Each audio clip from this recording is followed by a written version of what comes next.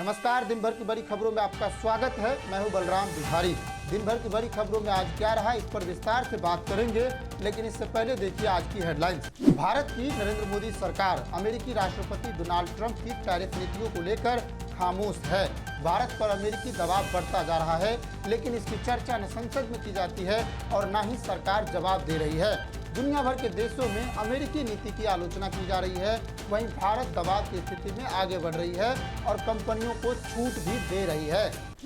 कई समझौते के बावजूद चीन अपनी हरकतों से बाज नहीं आ रहा है। फिर भी विदेश मंत्री एस जयशंकर चीन से रिश्ते सुधारने की बात कह रहे हैं। उन्होंने कहा भारत चीन के साथ दोबारा रिश्ते ठीक करने की कोशिश कर रहा है, क्योंकि तनावपूर्ण रिश्ते किसी के फायदे में नहीं है। संसद में दिए एक बयान में सरकार ने स्वीकारा था कि चीन ने लद्दाख में गाँव बसा लिए हैं।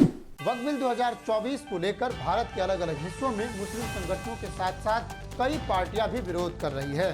बिहार विधानसभा के बाहर विपक्षी नेताओं ने वक्फ बिल 2024 का विरोध किया। वहीं वक्फ बिल 2024 के खिलाफ तमिलनाडु की सरकार ने प्रस्ताव पारित कर दिया है। तमिलनाडु सरकार ने इसे मुस्लिम विरोधी बताया है और केंद्र सरकार से आग्रह किया है कि वह बिल को वापस ले ले। आज की हेडलाइंस में इतना ही। अब बात करते हैं आज की मुख्य खबरों की। तब तक आप दर्शकों से निवेदन है कि आप वीडियो को लाइक कर दीजिए, क्योंकि लाइक के बाद ही और लोगों तक इस वीडियो की पहुंच बढ़ेगी और आपको नोटिफिकेशन मिले, इसके लिए सब्सक्राइब भी कर लीजिए।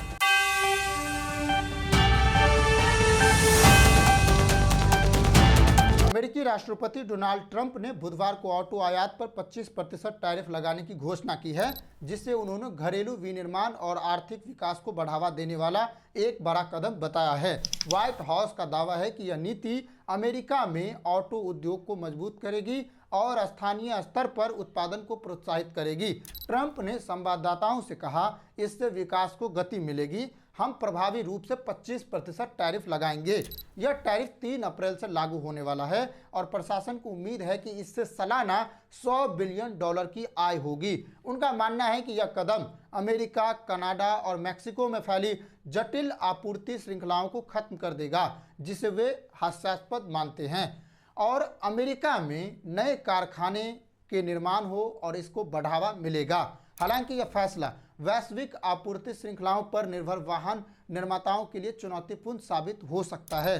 जो अमेरिकी ऑटोमेकर्स हैं जो अपने पार्ट्स का स्रोत दूसरे देशों से आयात करते हैं, उसको इस टैरिफ से दिक्कत हो सकती है, उनके संचालन में जटिलता आ सकती है। घोषणा के बाद जनरल मोटर्स के शेयरों में करीब 3% की गिरावट देखी गई है, जबकि फोर्ड के शेयरों में मामूली बढ़ोतरी हुई है। स्टेलेंटिस, जो जीप और क्रिसलर की मूल कंपनी है, इसके शेयरों में भी 3.6% की गिरावट आई है। जापान की प्रमुख कार निर्माता कंपनियों को भी बड़ा झटका लगा है, जिसमें टोयोटा का शेयर 3.7% गिरा है, निसान का 3.2% और होंडा का 3.1% शेयर गिरा है। मित्सुबिशी और हुंडई जैसी कंपनियों के शेयरों में भी भारी गिरावट दर्ज की गई है। जापान का ऑटो सेक्टर, जो वहां का प्रमुख नियोक्ता है और अमेरिका को $142 बिलियन का निर्यात करता है, इस कदम से खासा प्रभावित हो सकता है। बड़ा अंतर से इफेक्ट पड़ेगा। ट्रंप लंबे समय से कहते आए हैं कि ऑटो आयात पर टैरिफ उनकी नीतियों का एक अहम हिस्सा होंगे। उनका तर्क है कि इससे बढ़ने वाली लागत अमेरिका में उत्पादन को स्थानांतरित करने के लिए मजबूर करेगी, साथ ही बजट घाटे को कम करने में मदद मिलेगी। लेकिन विशेषज्ञों का कहना है कि नए कारखाने को डिजाइन करने, बनाने और चालू करने में कंपनियों को कई साल लग सकते हैं। अगर यह टैरिफ पूरी तरह उपभोक्ताओं पर डाला गया तो आयातित वाहनों की औसत कीमत $12,500 तक बढ़ सकती है, जिससे समग्र मुद्रास्फीति में वृद्धि हो सकती है। पिछले साल ट्रंप को व्हाइट हाउस में वापसी के लिए वोट मिला था, क्योंकि मतदाताओं का मानना था कि वह कीमतें कम करेंगे, लेकिन यह कदम उनके उस वादे के उल्टे नजर आता हुआ दिख रहा है। विदेशी नेताओं ने इस टैरिफ नीति की कड़ी आलोचना की है, जिससे वैश्विक व्यापार युद्ध तेज होने की आशंका बढ़ रही है।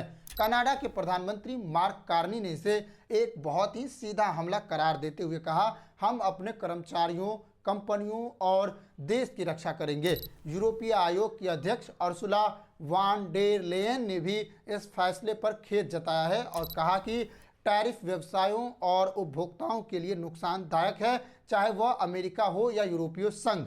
यूरोपीय संघ अब इस कदम के प्रभाव का आकलन कर रहा है और जवाबी कार्रवाई की योजना बना रहा है। इस बीच ट्रंप ने कार खरीदारों के लिए एक नया प्रोत्साहन भी प्रस्तावित किया है, जिसमें अमेरिका में बने वाहनों के लिए ऑटो लोन के ब्याज को संघीय आयकर से कटौती की अनुमति दी जाएगी। हालांकि यह कटौती टैरिफ से पहले होने के वाले राजस्व को कम कर सकती है। कुल मिलाकर यह नीति वैश्विक ऑटो उद्योग और अर्थव्यवस्था पर गहरा असर डाल सकती है। इसका असर भारत के टाटा कंपनी पर भी हुआ है। भारत के टाटा कंपनी पर 6% की शेयर की गिरावट हुई है। इस टैरिफ की घोषणा के बाद टाटा के शेयर गिरे हैं। इसका मतलब है कि इससे भारत की कई कंपनियां भी प्रभावित हो सकती है, जो छोटे तौर पर अपने ऑटो सेक्टर को निर्यात करती है। इस तरह ट्रंप दुनिया भर के देशों को टैरिफ नीति से धमका रहा है, टैरिफ नीति को लगा रहा है, जिससे दुनिया भर के औद्योगिक व्यवस्था पर बड़े हालिया सवाल खड़े हो रहे हैं। बहुत ही बड़ा निशान आगे छूटने जा रहा है, क्योंकि जिस तरह से टैरिफ नीति की घोषणा की जा रही है, इससे दुनिया भर के कई कंपनियों को भीषण लॉस होगा और भारी मंदी का सामना करना पड़ सकता है। भारत में भी इसके खासे असर हैं, लेकिन भारत की सरकार इस पर अभी चुप्पी साधे हुए हैं, इस पर इनका कोई बयान नहीं है। हालांकि देखते हैं कि कब तक ट्रंप की नीतियों को लेकर भारत की नरेंद्र मोदी सरकार चुप रहती है। अब बात करते हैं दूसरी बड़ी खबर की। महाराष्ट्र के पूर्व मुख्यमंत्री उद्धव ठाकरे ने भारतीय जनता पार्टी पर तीखा हमला बोला है, जिसमें उन्होंने पार्टी के दोहरे चरित्र और राजनीतिक स्वार्थ को उजागर किया है। ठाकरे ने भाजपा की सौगात-ए-मोदी किट योजना, जो मुस्लिम समुदाय को ईद के मौके पर बांटी जानी है, इसको लेकर कड़ा ऐतराज जताया है। उन्होंने इसे सौगात-ए-सत्ता करार देते हुए कहा कि यह किट जनता को लुभाने का नहीं, बल्कि सत्ता हासिल करने का हथकंडा है। ठाकरे ने तंज कसते हुए पूछा कि महाराष्ट्र विधानसभा चुनाव में बटेंगे तो कटेंगे का नारा देने वाली भाजपा अब अचानक यह किट क्यों बांट रही है। उन्होंने आरोप लगाया कि यह योजना बिहार चुनाव में फायदा उठाने के लिए तैयार की गई है, जिससे भाजपा का पाखंड साफ झलकता हुआ दिख रहा है। उद्धव ने भाजपा के हिंदुत्व के दावे पर भी सवाल उठाए हैं। उन्होंने कहा कि जो पार्टी उन पर हिंदुत्व छोड़ने का आरोप लगाती रही है, वहीं अब मुस्लिम समुदाय को रिझाने में जुटी हुई है। ठाकरे ने व्यंग करते हुए कहा, अगर भाजपा इतनी ही हिंदुत्ववादी है तो अपने झंडे से हरा रंग क्यों नहीं हटा देती है। साल भर मुसलमानों के खिलाफ नफरत फैलाने और चुनाव नज़दीक आए तो उन्हें लुभाओ, इस तरह के एजेंडा सिर्फ मोदी ही चला सकते हैं। इसके साथ ही उन्होंने कुणाल कामरा और राहुल सोलापुरकर के मुद्दे पर भी सरकार को घेरा है। ठाकरे ने कहा कि सरकार कामरा को गद्दार के अपमान पर समन भेज रही है, लेकिन छत्रपति शिवाजी महाराज का अपमान करने वाले सोलापुरकर पर चुप्पी साधे हुए हैं। ये दोहरा मापदंड भाजपा की विश्वसनीयता पर सवाल खड़ा करता है।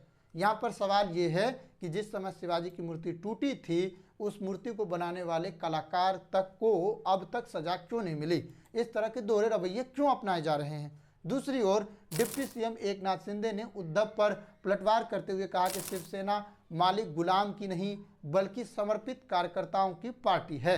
शिंदे ने अपने जमीनी संघर्ष का जिक्र करते हुए कहा कि उन्होंने मेहनत से लोगों के जीवन में बदलाव लाया है, न कि सोने की चम्मच लेकर पैदा हुए हैं। लेकिन ठाकरे ने इसे नज़रअंदाज करते हुए भाजपा पर हमला जारी रखा है।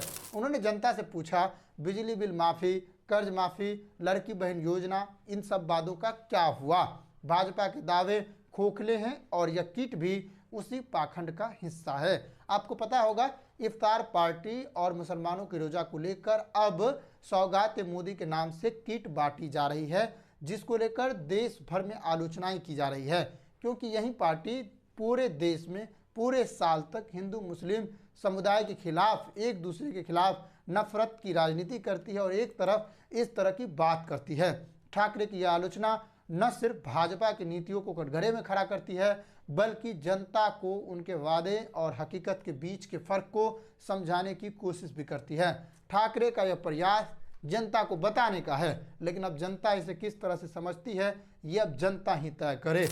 आज की बड़ी खबरों और मुख्य खबरों में इतना ही। अब बात करेंगे अगले दिन। तब तक आप कमेंट कीजिएगा, आपको अमेरिकी नीति पर क्या लगता है और भारत में उद्धव ठाकरे के बयान से आप क्या समझते हैं। नमस्कार, जय हिंद।